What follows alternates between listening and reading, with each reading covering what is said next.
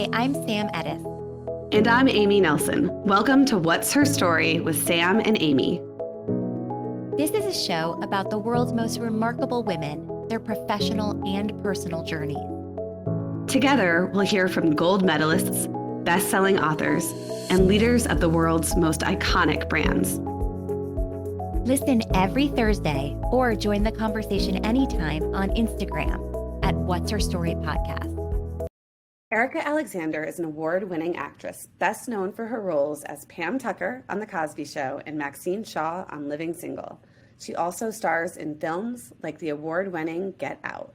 Most people who dream of becoming an actress, think of having to go through many, many years of auditions before they get that first role. But your breakthrough came super fast. How did that happen? I was attending an arts program, performing arts program in Philadelphia in the Freedom Theater. It was called New Freedom Theater. And my mother had sent me there. It was a 6-week program, and in the 5th week, a movie came to town, a Merchant Ivory film. And they were looking for Black girls and Latina girls to audition for the film. And so we were all encouraged to do it, and so we did. And after several auditions and a few weeks went by, they made their choice, and I was the lead in it. And it was a film called My Little Girl. And I got not only a chance to, be in a professional setting, but also get a SAG card, and that gave me health care and things like that. So there were other opportunities that were connected to it that were really consequential for me. But it was just a matter of sort of being picked in a big open call, which is pretty unusual. And Merchant Ivory, That and Merchant Ivory is kind of like the holy grail for actors. I mean, that's no shabby first role. Well, Sam, you know what Merchant Ivory is, but most people don't because it doesn't even exist anymore. But before Miramax, it was considered a very high-toned production company, certainly coming out of England. And they did a lot of work with Helena Bonham Carter and that type of thing. Very English, very polished. But this was unusual. It was a woman, Connie Kaiserman, who was making her film debut.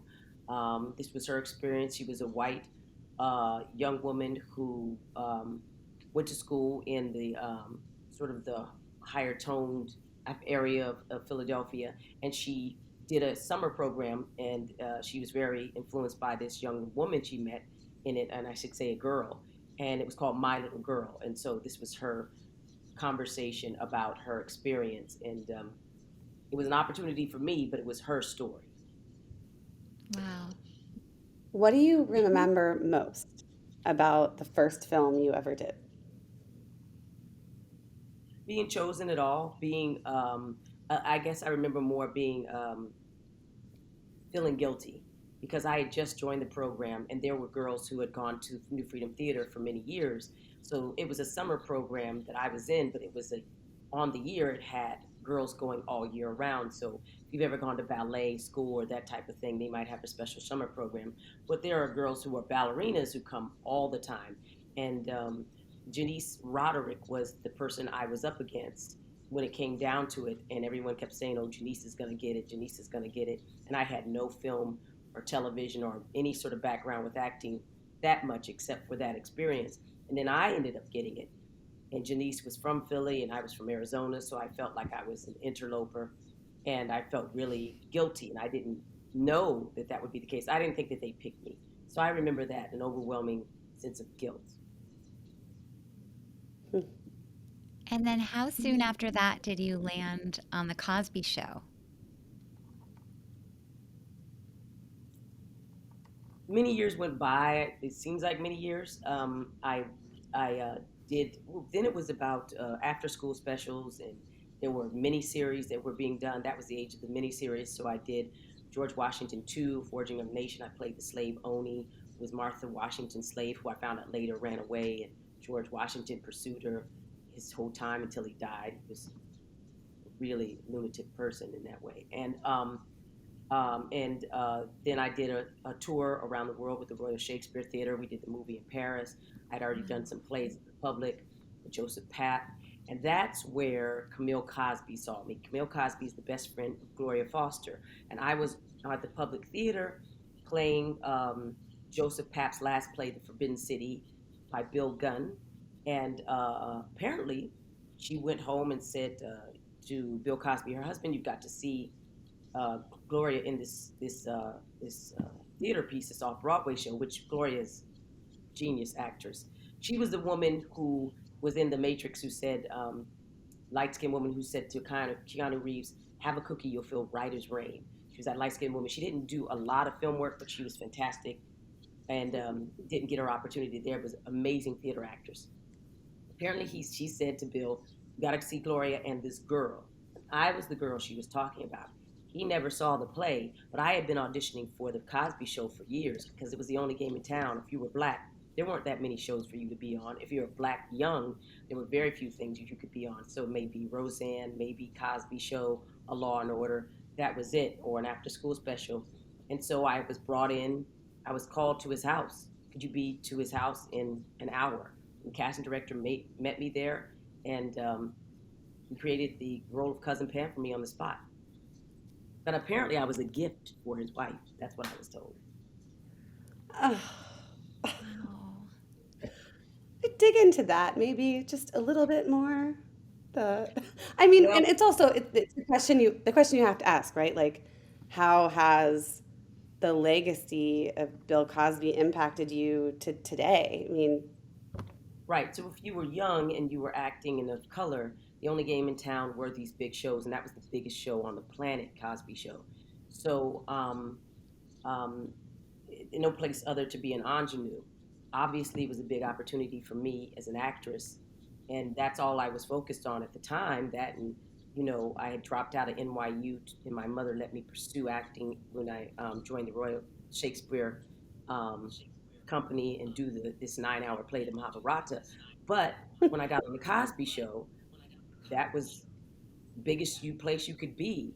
And for him to have created a role for me for whatever reason, I was told by a stranger that I was a gift, and he knew a lot of details that only somebody very close to one of them would know.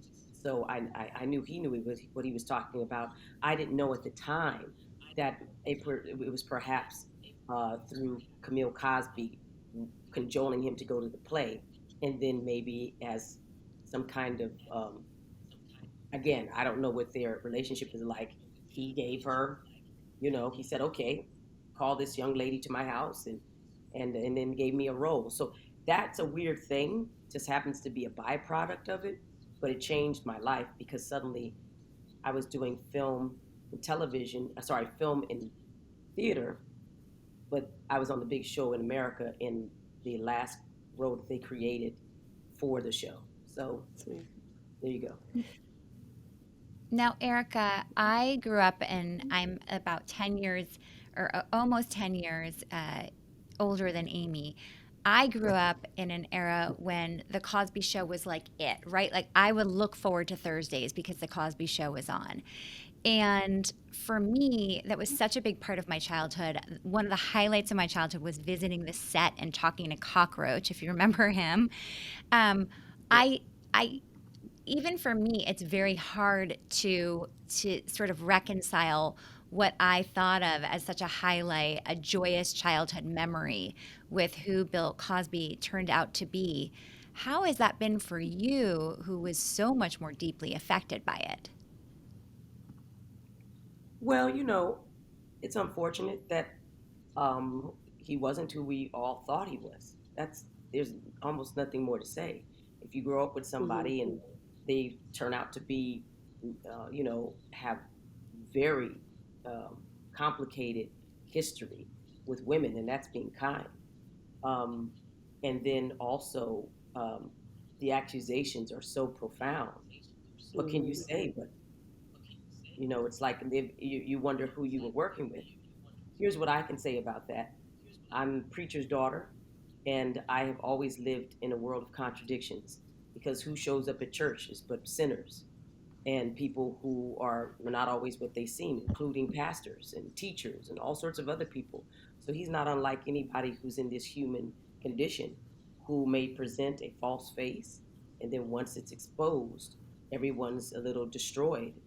He, more than most people, had influenced um, uh, a great majority of the world because of what he Right. stood for with Right. children, his commitment to education and HBCUs, what he did for Black people is out of it's extraordinary. So I come to reckon with it the way everyone else does, except that I never thought that anybody was perfect. And there's a lot of people who really put Mm. people on pedestals. Obviously, this is more than just talking about a simple flaw or fault. This is talking about assault. This is talking about rape. This is talking about using your power to put people who are not in the position that you're in a in a in a place that not only destroys their self-esteem but can affect their lives for a very long time. So I think that we talk a lot about Bill Cosby, but there's been a lot of men with those powers that have been allowed to prosper Mm-hmm. and been propped up by corporations who are making money off of them. And we should all endeavor to make sure that they can't prosper, and more importantly, that they can be, if they've done these things, held accountable. Because of that contradiction, is there any part of you that roots for him in all of this? What I do is I root for um, the healing of spirit. Obviously, that comes from a very dark spot. And so I wouldn't be my father's daughter if I sat here and rooted for his demise. I couldn't be a Black person in America and not have compassion for Mm-hmm. our position because we were raped and assaulted for hundreds of years on this land with impunity. And what did it teach us? Uh, to hurt others. I don't know his entire background. What I do know is that he was in a position of learning. He was a doctor. He had been um, uh, exalted and there was a lot of ways that he could have gotten help. But I think that that type of thing acting on you, you don't get the help you need because you don't know you're sick. I don't know what it is. I'm not even qualified to talk about it. Right. All I know is he gave me a job, he gave me an opportunity, and he was one of the most profoundly um, transformational characters in American history, not for Black people, but in American history. And how can you root for anything except for healing all over? I think that's a really extraordinary way of putting it and looking at it. There's something else you said a bit earlier that I guess throughout the entire time we've been talking that I want to ask you about. You know, you are an actress, you are a creator, you are Erica, but it seems like throughout at least the early years of your career, and I'm curious if this is still today, you have been placed in an arena of you are a Black actress or you are a Black creator, and that only certain roles are available. Is that, I mean, is that still the industry? Yes, it Mm-hmm. is. It's still the industry. It's hard to talk about it without seeming that you're downing things, but colorism is real. And so the Right. lighter and brighter you are to the most, um, um, if you're blonde and you're blue eyed and you're a woman, you're more likely to be seen as something that's, again, protected and more the ideal of what a true American woman is. And then it falls off at that point. Dark haired white women, less so. Then you go to brown skinned, Latina, or Middle Eastern, all that. Then you go to dark but light skinned Black women, and then you go to middle women, and then you go to dark skinned women like me and Viola and Octavia Spencer and those types of things. And if you look at what the types of roles we typically get to play, and I'm not talking about now, there's a little bit more, much more variety, but overall, it is the help. It is the nurturer, the caregiver, the nanny, the this, the that, because those are positions white people are used to seeing us in. Um, I think that with that power, I think white women haven't done as much as they needed to do to create opportunities for characters to do that. Thank God for Shonda Rhimes. She did. Up until that point, Diane Carroll was the only black woman on network TV who ever had a show. And that to me is unacceptable. There have been white women in positions who could have created that, but then again, I imagine they might have, and they ran into the big daddy at the door at the studio that said no. So have we been in positions to do better? Perhaps. Have we had enough power to push through? Maybe not. So I don't try to. I mean, I try to look at the whole piece. There's systemic issues. There's the will. There are people who have the will but not the way. And then more importantly, there's how comfortable do we feel, as Viola Davis said in some clip I saw the other day, with her doing Eat, Pray, Love, as we do Julia, the great Julia, whatever her name is. I'm sorry, I forgot her name. Roberts or You know, Julia Roberts, yeah. Julia Roberts, um, thank you, who I love Erica, and deserves every chance she gets, but so does Viola. And we need to start seeing them as sensual, sexual, powerful people, but also Mhm. complicated, three-dimensional. The way that we're talking about Cosby is the way we should talk about all men and characters. And I think for so long we've had this patriotic version of what America and who they would be saved by, that we did not see. I should say, a lot of people didn't see um, how toxic and corrupt the back power of America, whether it's CIA, FBI, police, was. And we got a load of it when Trump got into office, because there were a lot of people there who could have stopped them and they did not. But I think it's because we seeded a really propaganda version of what America was behind the scenes, and we do not have the proper people watching our shores, and so we allowed him to prosper. And then look at what happened. So there's a lot going on, but it's systemic.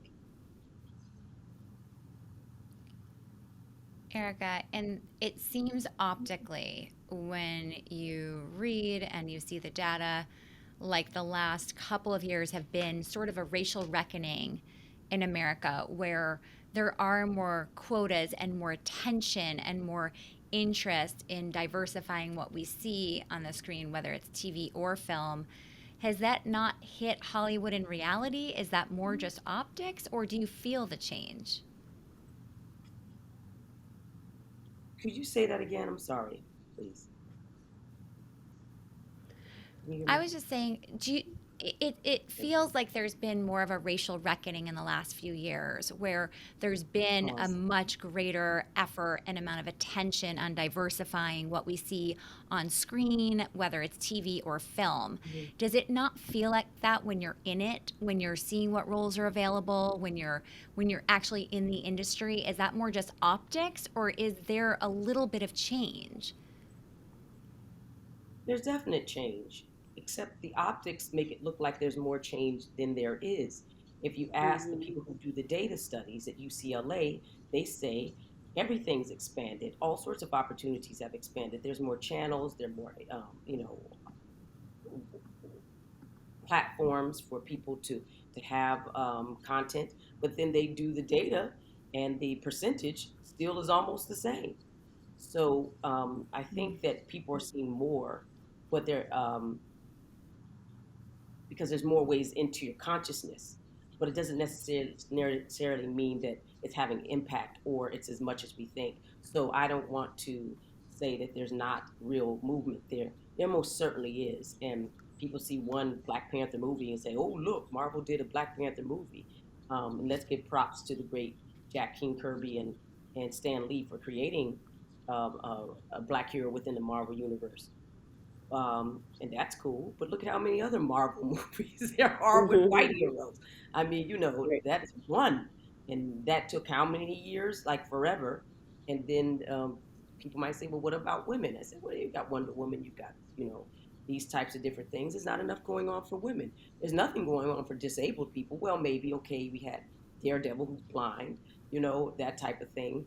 And then what do we do for ageism? Let's talk about that. I mean." there's so many marginalized people and indigenous almost no please they're not even seen. The Asians are stepping up and putting a lot of their efforts inside of, you see Crazy Rich Asians, you see Shang Chi going on. It's a powerful transition happening right now. In 2018, there were more children of color being born in America than white children. It's certainly going to be a rebrowning of America, and the world, which is a majority of color world, will now, with its own weapons and its own entertainment, take center stage. So it'll happen, but right now, as we're seeing it, it's probably not as profound as people think.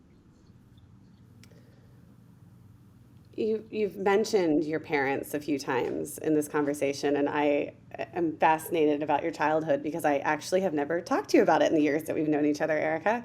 So you grew up in Arizona until you were 11 or 12, That's right. and you're one of six kids. I'm one of six, yes.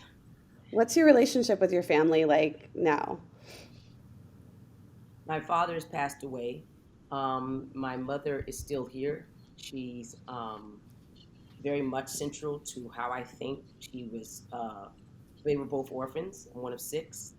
I always say I spent the first 11 years of my life in a hotel called Starlight off Route 66. I'm very pragmatic.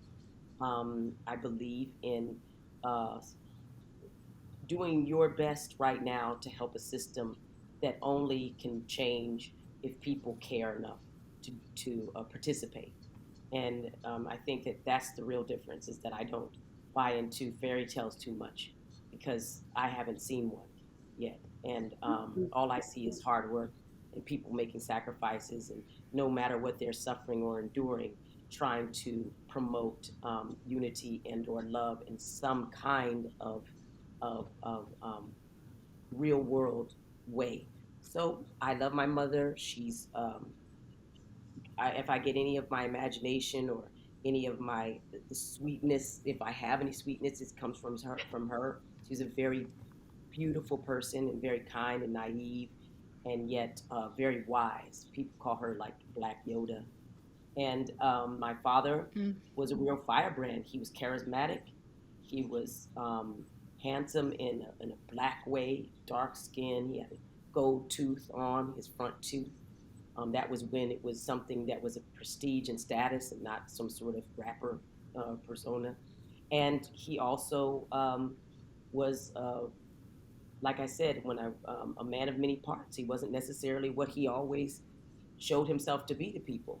He was ridiculously talented and seen as a healer. He had been a boy preacher from since he was 6. And back in the Pentecostal tradition, you can be a preacher that young, but you're also used in kind of because he was so talented. Um, they, I think he learned the wrong lessons, and he saw too much of people taking advantage of him. But then he also learned that um, because he was so good, and this is no shade to white people, they had never seen anything like him, except for Martin Luther King and these types of really powerful, charismatic black men that were coming out of the 60s. And they wanted a little piece of that in the 70s. And so I think when the Lutheran Church took him up, they saw an opportunity to support and have a new voice in their midst. And I think they were smart to do so. But I also thought that my father took advantage of this sort of crush they had on him. And I find that at different times in America, we find these black men and we fall in love with them, get crushes, and we don't often see exactly who they are, or we don't support who they need to be. And I think black people are the same way, that we have a profound, weird relationship with whiteness, and we that's been put on us. So I'm not blaming us. I'm just saying that we're at Mm-hmm. odds at it at all times, and it's so weird how we're all woven together in this world, and we don't see that we have each other's blood. We have Irish blood in us, Scottish, all this stuff. We are cousins. We're cousins through the struggle. We're cousins through actual blood, and yet we sit here and fight and have all these deformities and psychological and mental incapacities. And we really are in. I just think America is so much. There's so much for our future that we could learn from each other, but we can't if we see each other as not family, and we are profoundly family here. I love that. I think there's so much to be said for the fact that we're all this ecosystem and we all, everything that happens impacts each other. It's not just about your town, your city, your state. And I think that our country is so focused on like our zip code or our area or our perspectives. It's at our to our detriment. Um, Speaking of how much there is to do in the world, how do you choose where to put your efforts? There's only one of you. So, which causes and which efforts have you chosen as the places to put your attention? I put my attention mostly on women and girls. I think that women are an example of a sustainable future for us all. I think that they always make the village better. I was the most traveled surrogate for Hillary Clinton, and she sent me around the world to learn from people and be around people who I could um, have a template for and a blueprint. I'm grateful to her for that. Because of that, I was around John Lewis and got a chance to produce his documentary Good Trouble. Because of her, I met Maya Angelou and Yana Van Zant and Stephanie Tubbs and Jackson Lee. I just did a reparations documentary that follows Sheila Jackson Lee with the HR 40 and reparations, and Robert Ruth Simmons, the alderwoman who passed the first reparations bill in American history. And we watched that in real time. Wow. It'll never happen again, but she did it. These are women, and these are, I met amazing women running Google and all these diversity positions. I've met you, I've met Amy. I think I'm most likely drawn to strong women because I don't believe that they get enough help. People think that they have a lot of um, power and have it all together because they're so massively able, but they're often the least supported. And people are scared of often strong women. I'm not. I see them as being profoundly vulnerable. And if we're going to win this world, I'm going to help the people who I feel like will be the most attacked and could use, hopefully, the strength and how I see them to shield them a little bit from the world and say, I see you, and what can I do to help? Talk to us about finding Tamika. Finding Tamika, I was sometimes speak at I don't know, events or for causes. Again, because of the background with the Hillary Clinton campaign, I've met a lot of people who do the grassroots work. Oh, let me include Stacey Abrams and Ayanna Pressley and Marilyn Mosby and all these really killer women that are coming forward now and running for office. And then Vote Run Lead, really great organization that's training people to win. But I was speaking somewhere in Alabama, and there was a black man who named David Person, who I stayed in touch with. And one day he got in touch with me and said, Erika, there's this woman that I met. Her name is Rebecca Howard. Her niece went missing in 2005, Tamika Houston. And Tamika Houston is the poster child for black and missing women and girls. And this phenomenon that Gwen Ifill, the great journalist, called the missing white women syndrome. And maybe you could do something about it in a podcast that would really be enlightening. And I have a partner in Ben Arnon at Color Farm Media, and we have been doing film and we call ourselves the Motown of Film, Television, and Tech, and we've been trying to find really great partners. And we said, why not? We'll take this on. I have to tell you, I didn't think that it would get any funding because it's the hardest thing to ever do. We do fun things project by project, but we went out with it, and I had just done the Breakfast Club with Charlemagne the God, and he had asked me to do a reparations podcast with the Black Effect. And so we did a companion piece since we were doing the documentary, we knew it would take so much time. But he said, "Yo, Queen, remember that other thing you pitched me, Finding Tamika? I just got a deal at Audible with Kevin Hart. Why don't you come over there and do it there?" So that's what we did. Last year, we geared up and we did Finding Tamika. Found James T. Green, who was a great executive producer. His cousin, um, Tunisia, had gone missing. A lot of these people had missing women and girls in their lives, and they said, "We're going to do the best we can with this project." And so we did it. It's a true crime podcast through Audible series. It's called an Audible original series. There's 10 episodes, and we center Tamika Houston, who went missing in 2004, just before her 25th birthday. It turns out she was killed and murdered by an acquaintance, a so-called boyfriend, whether we know that or not to be true or not.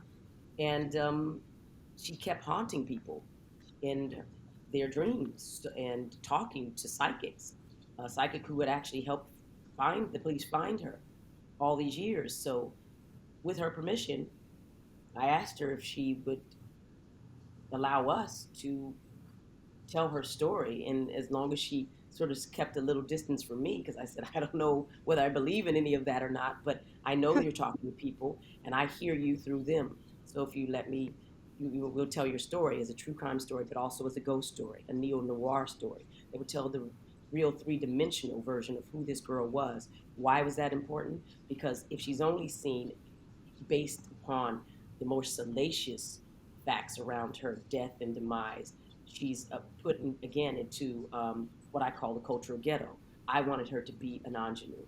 I wanted her to be seen as a person who had flaws herself and who might have stepped into a boundary she didn't understand, but who also was young and beautiful and had young love and dreams and those types of things, and the type of real generous person she was. So that's what it is. It's called Finding Tamika. Why do you well, to go back to this question, because Finding Tamika is a podcast. It's an audio series. And you mentioned Color Farm, which you do with Ben. You're a producer, you're a creator, you've directed things. And then you also have a graphic series that you've done, which is now getting into NFTs. Like, how do you keep diversifying the places and the mediums through which you're making things? Amy, only do that because, and I shouldn't say only, it's given me an opportunity to build my skill sets, but it's because you can't seem to walk down the road on a straight freeway. You always have to do detours because there's people who say no to you. So I have a graphic novel series called Concrete Park. We went out, me and my ex-husband, who's also a creative partner of mine, Tony Puryear. Tony is the first African American to write a movie that made over $100 million. He wrote Eraser. With all he had accomplished, what I had accomplished, we went out and we pitched this series or film that we were trying to do.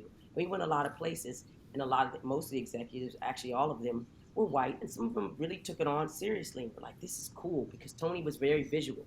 He had a background as James Patterson's protege, and had advertising, so he knew how to lay out things, and he always had a great eye. He's a really wonderful artist that way.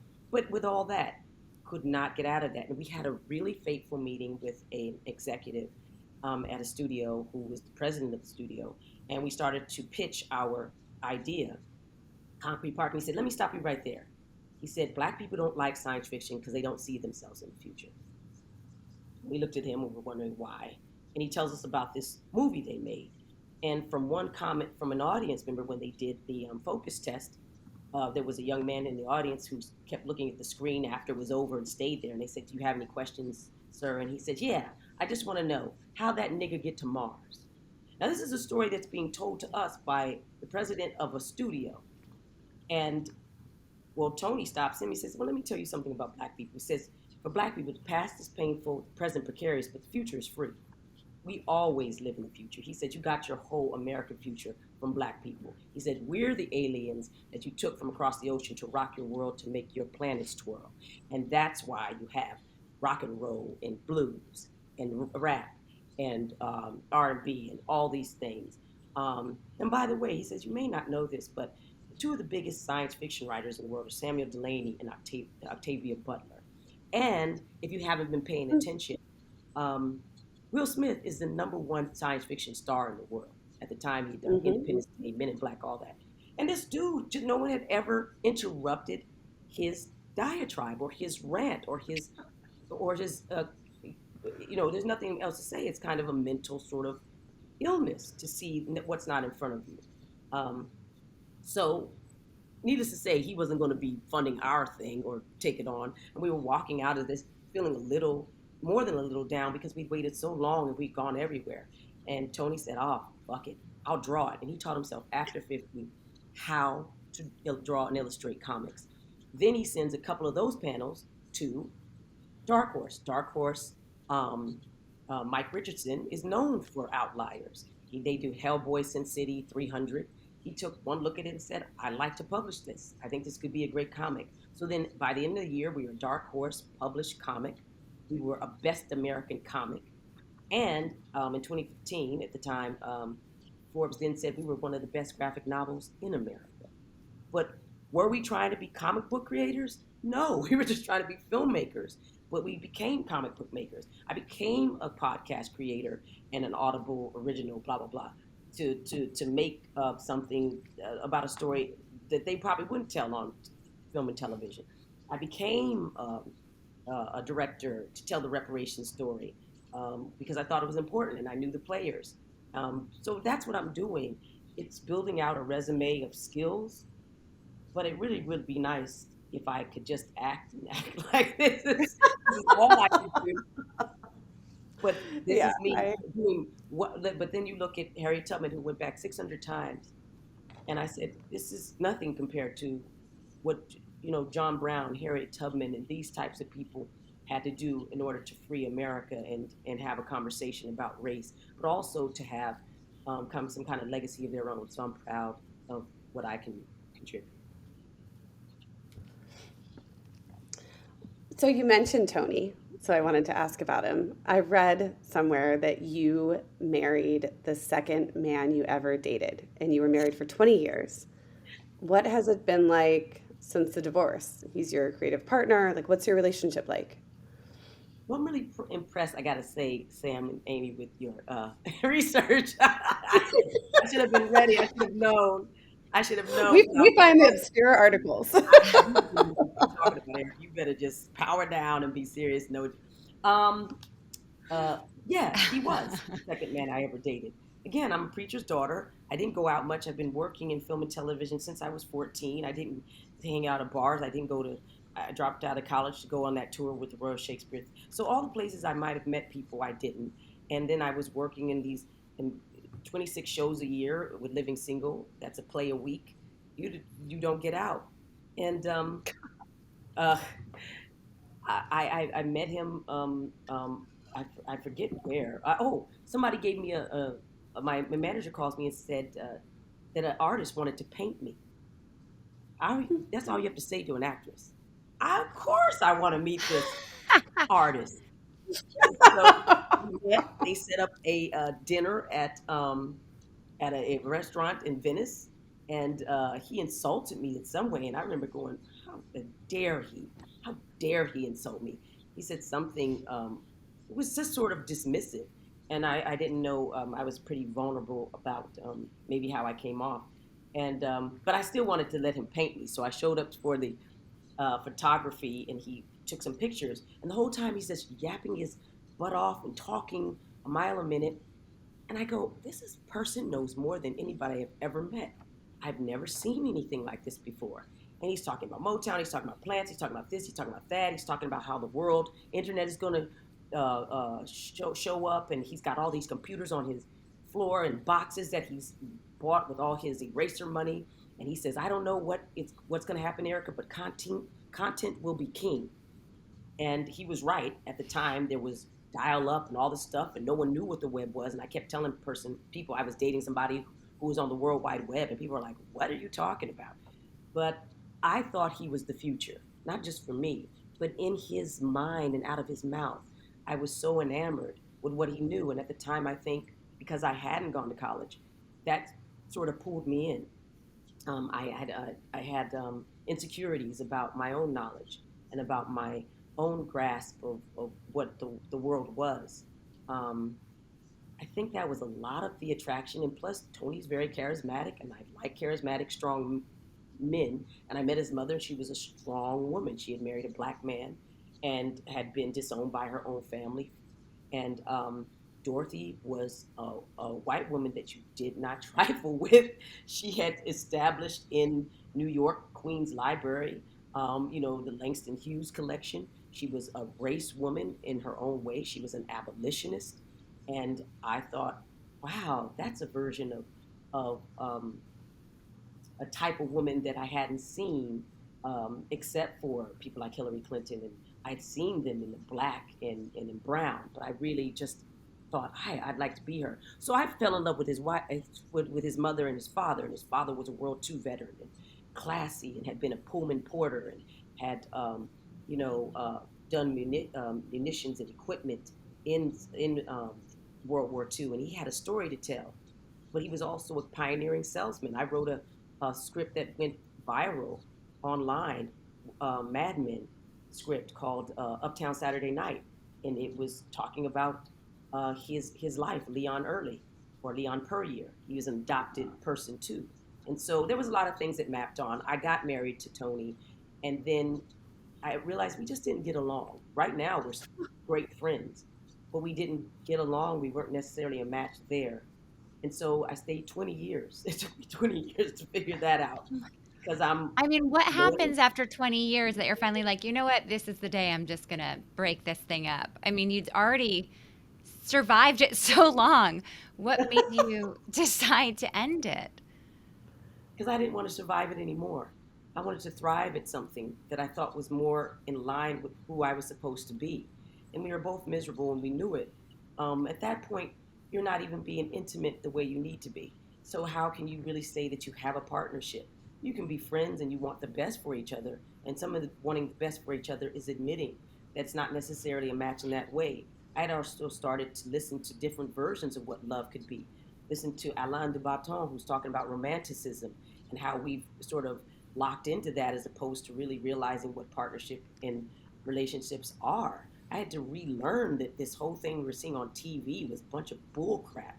And they fed it to us wholesale, especially as women, that we're supposed to have this thing and we're supposed to be soulmates and all of the crap. They didn't really teach us any real skill sets about how to build a relationship and what it would look like if it went raw. And they say, oh, go to therapy. But what if the other person doesn't want to get the therapy? Or what if nothing comes of that? Or what if you're just misaligned? Is it possible that you're not selling out your background? Some might be saying, well, that's against God. And I said, well, God's not living with him. I am. Shoot. I mean, what am I supposed to do? So I just did what I thought was best for me at the time. And I knew I was a decent person. And I wanted to get out of position to not be happy when I was at home and not feel like I was also leaning into the worst version of myself because I'm taking out my frustration on this man in this relationship as opposed to being the really upbeat person I knew I could be. So we parted, and that's why we're friends. That everyone goes, I can't believe how friendly you are with Tony. It's like he's never left. I said, he will never leave. I didn't leave him because he was a bad man. I left because I knew there was a better version of us somewhere. Hmm, that's amazing. I'm so sorry, but I have to leave in like 4 minutes. Can we do the speed Yes, round, not at Sam all. and Erica? I'm sorry. Okay. I have to pick up the girls. Okay, so we're going to do the speed round. And I will ask the first question.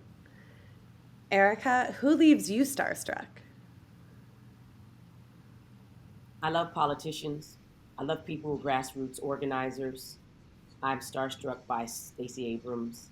I'm starstruck by um, people who've accomplished things that they said they couldn't. Malala, I really love that young lady. I love that young girl Greta up in wherever she is, Norway or the Netherlands.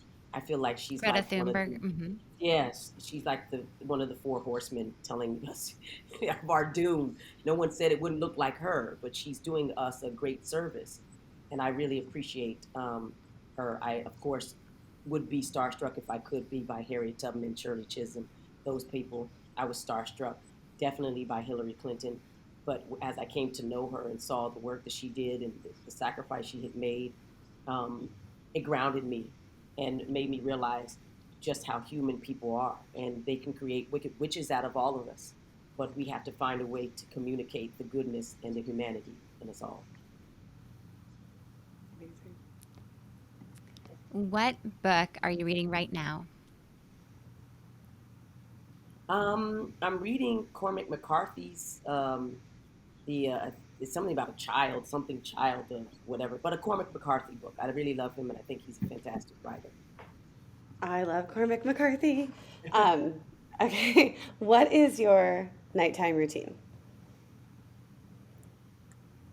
My nighttime routine is I always, because I'm an actress, I always wash and take my makeup. I always take a shower, always.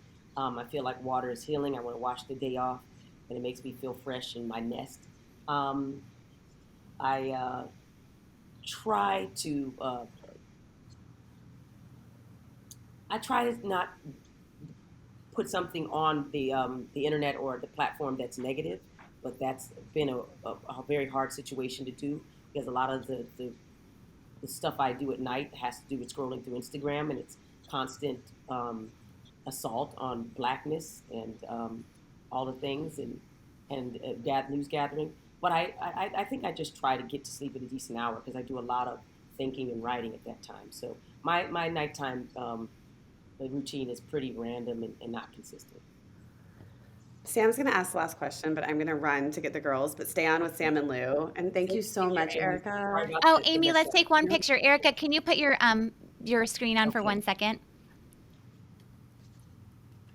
sorry. it's okay. Okay, smile.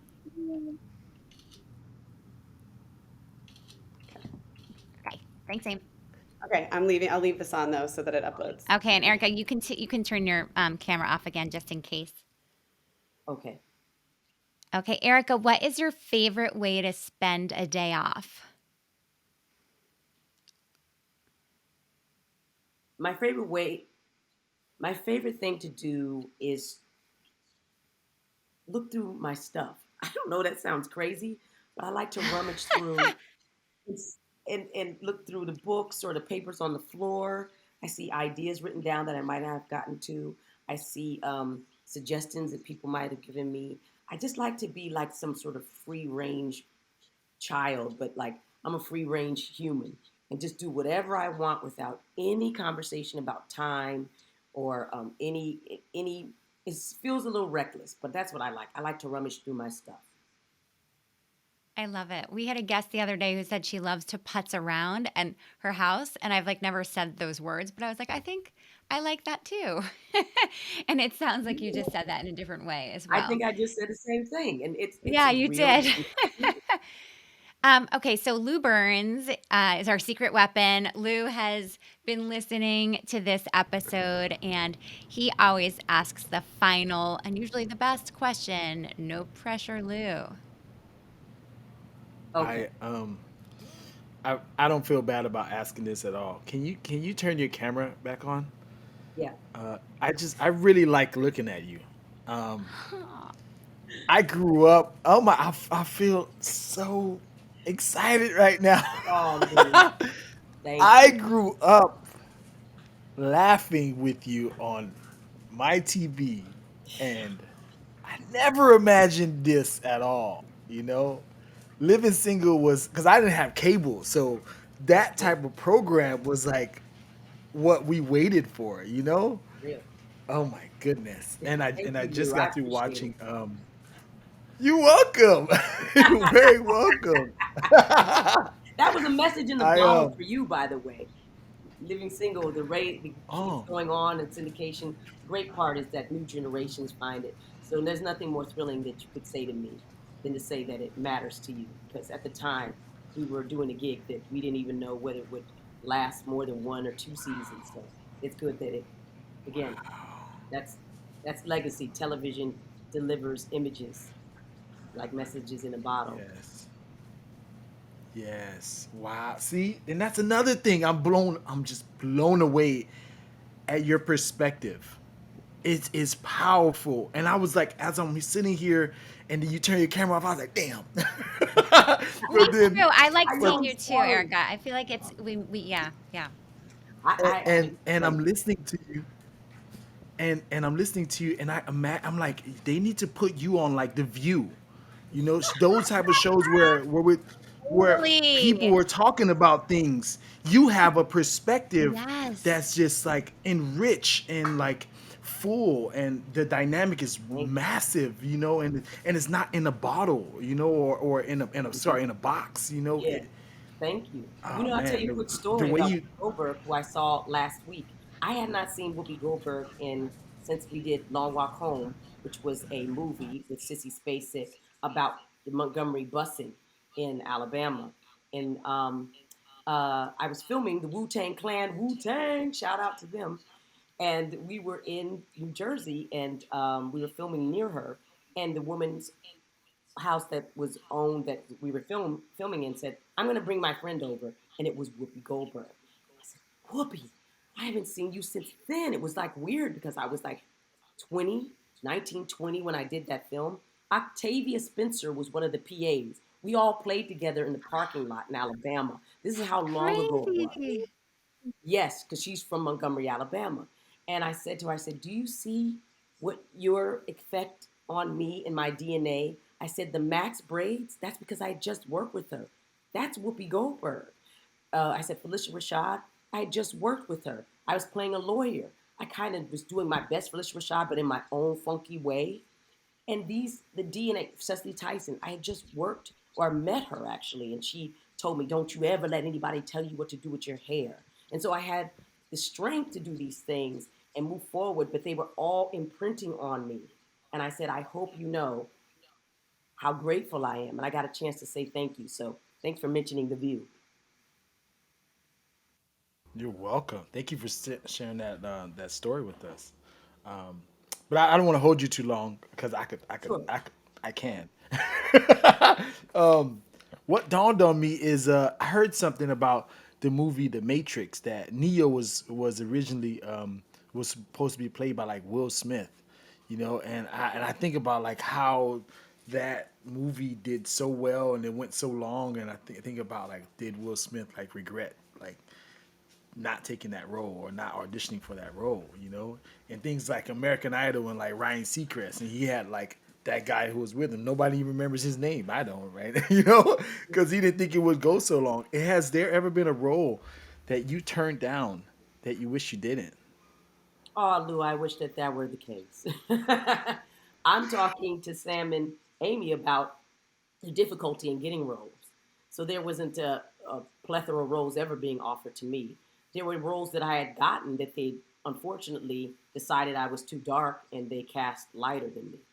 I had gotten the role and they just would manipulate that back to a lighter skinned person. And I didn't become, I think, the type of film star I could have been because um, they were huge opportunities and the movies did well for those people, but um, they weren't going to allow me to do them. And that's a fact.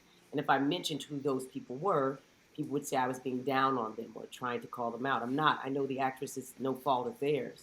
But there's something too, if you're not as light as say, a Zendaya or a Zoe or any of these other things, that you often won't be allowed to have those big opportunities or be the love interest or any of those things. So it's not about the roles I turned down. It's about the roles that I had been offered, but then um, they were undermined by the racist system.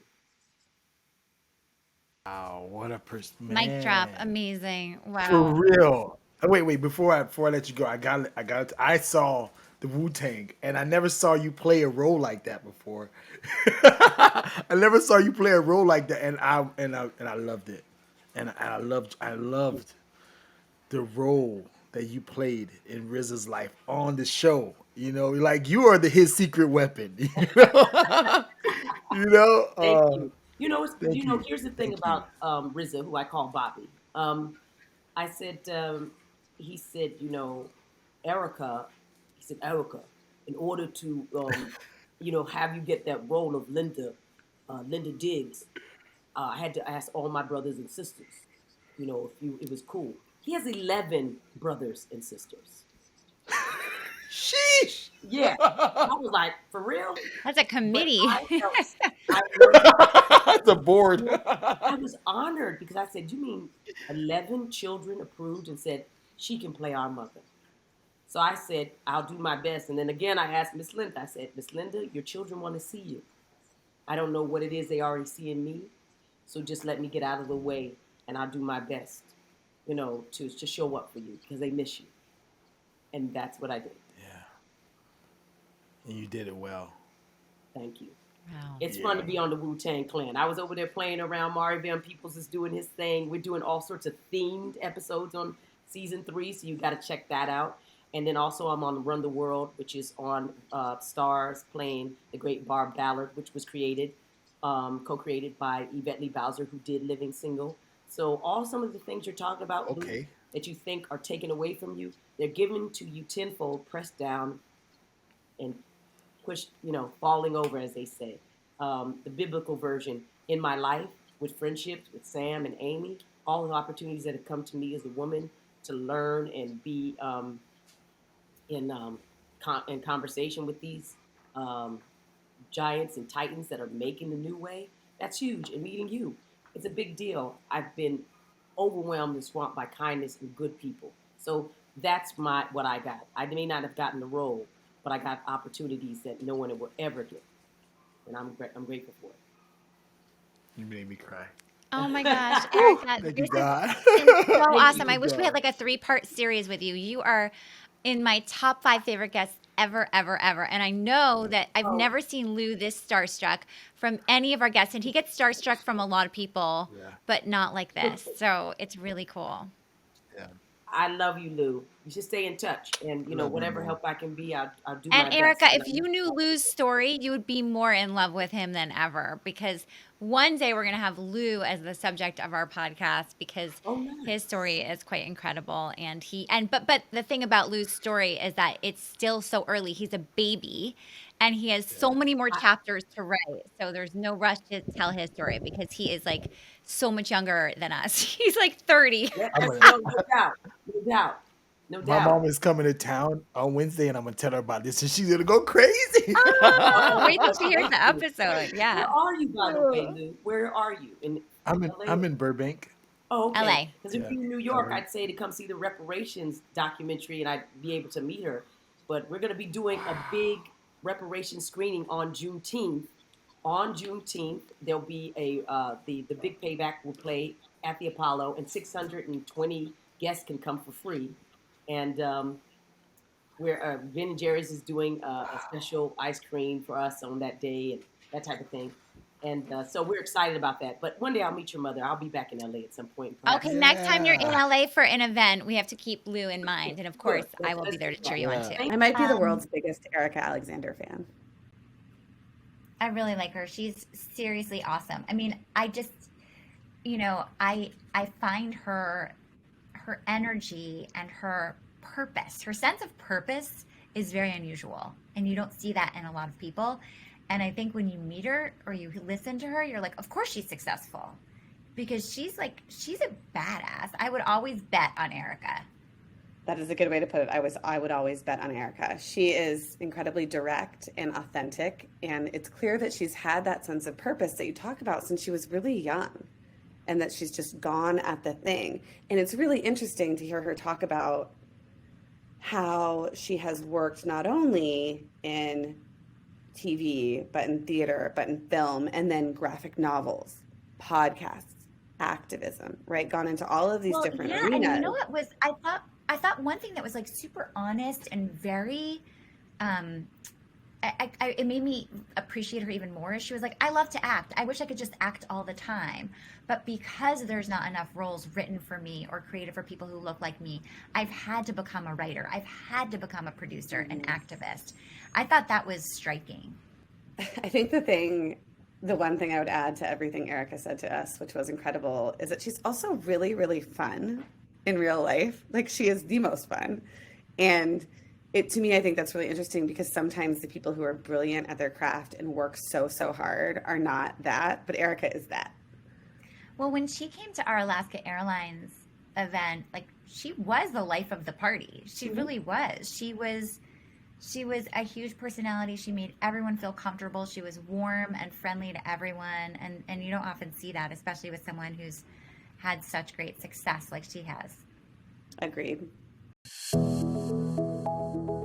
Thanks for listening to What's Her Story with Sam and Amy. We would appreciate it if you leave a review wherever you get your podcasts.